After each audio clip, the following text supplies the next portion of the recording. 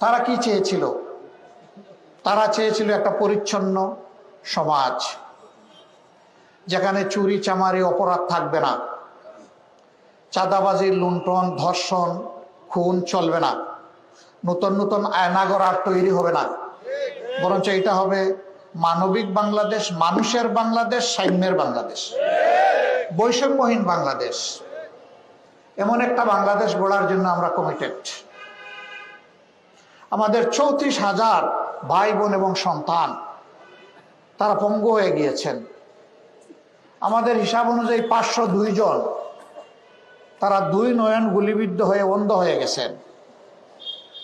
আর দুনিয়ার সৌন্দর্য আর তারা দেখবে না। 700-র অধিক মানুষ এক চোখে গুলিবিদ্ধ হয়ে এক চোখ নষ্ট, আরেক চোখ রিস্কে পড়ে গেছে।